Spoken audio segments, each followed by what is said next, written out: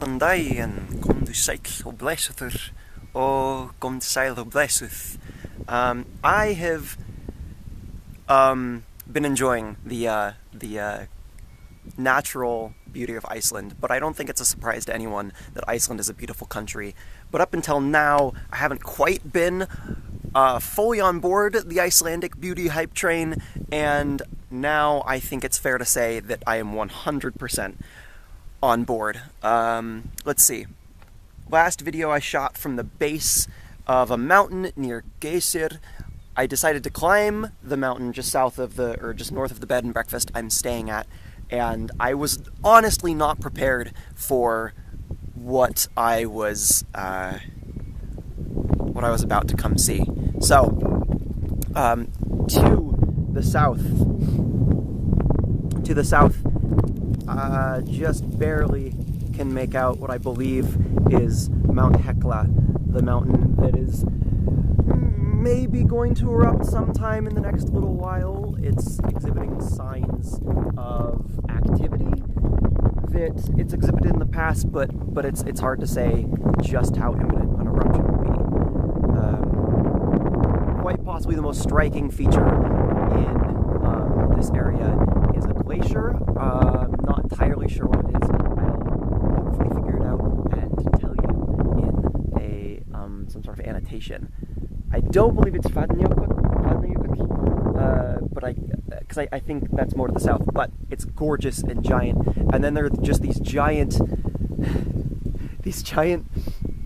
mountains and fjords, and it's all in the same view and the same everything down in the hills.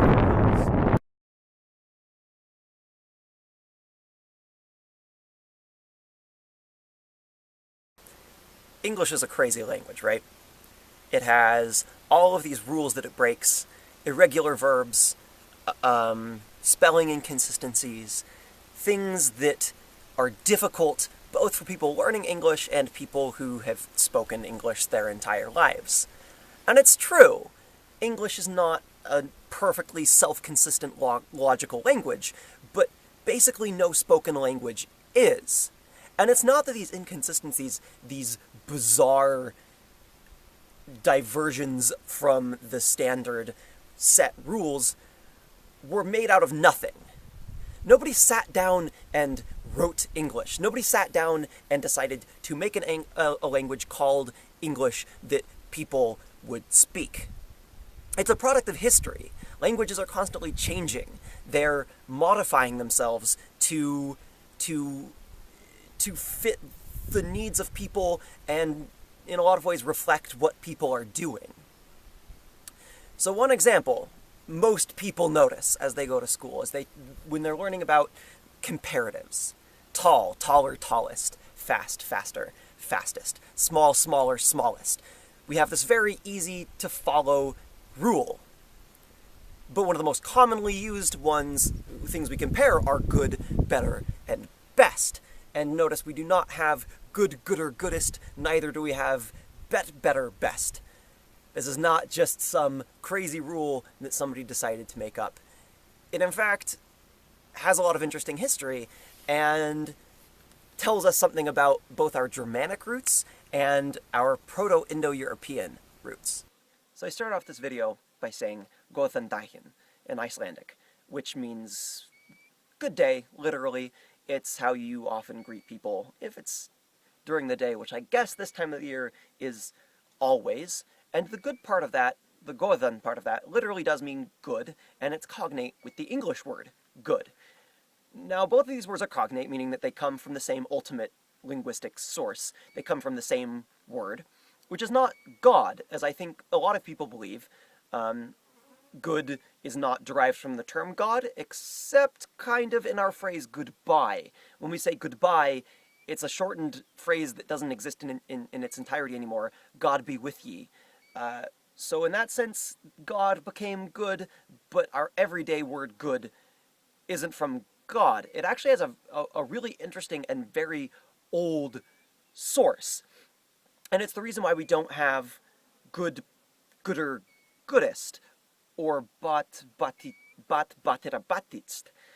Because we had these words Batira Batist in Proto-Germanic, the language that was spoken by people that would one day that would split apart and spawn all the languages from German to Dutch to English to the Nordic languages minus Finnish, Norwegian, Swedish, Danish, Faroese, and Icelandic. And they had this succession, Batira Batist, which followed their rules of comparative words. But they had another word for good, which ended up taking over. You see, there was this concept of gathering together in the society being a positive thing. Community is a positive thing. So when people gather together, it was good. So this old ancient word, which is cognate with our word gather, it gave us the word gather, also gave us the word good, meaning the words gather and good come from the same source. And because that then became the common way of saying good, it kind of moved but out of common usage and left us with this strange, disjunct, good, better, best. And that discontinuity exists, I believe, in most of the Germanic languages. It certainly does in Icelandic, I think it does in German, and I think it does in some of the others. I'd have to check. So, nobody sat down at the beginning of time and said, hey, let's write down some things that don't make any sense. In a lot of ways, language kind of functions as a time capsule of showing you a little bit about the history of the people that have been speaking this language. So, we don't say but anymore. Mostly. There's one instance in English where we still use the word but it exists only in an idiomatic expression, the phrase to boot. So when you use the phrase to boot, I went to the store for a great sale and got a free shirt to boot. You're not talking about footwear, you're talking about good, to the good. So boot in this phrase is this last holdover of but from a long gone word that has been replaced by good. So maybe it's a little strange that I'm sitting here with the Icelandic countryside as a backdrop talking about English, but the two languages are actually quite similar. Icelandic holds a lot of the features that English has lost, but I do have plans to start putting up some videos about Icelandic, specifically about what makes Icelandic so difficult, or at least what makes people say Icelandic is such a difficult language to learn. First one I think I'll focus on in linguistics what we call phonology, or the sounds the language makes. So in Icelandic, it's what makes words like so scary to the English ear. Or another example, you might have heard me earlier in the video talk about which is the word vatn, water, has a sound in it that is strange to basically anybody that doesn't speak Icelandic. So I'll talk about some of these features. You think that might be interesting, learn a little bit about Icelandic linguistics, and see more super gorgeous countryside. I guess you could subscribe or something, or don't. It's your life. Do whatever you want.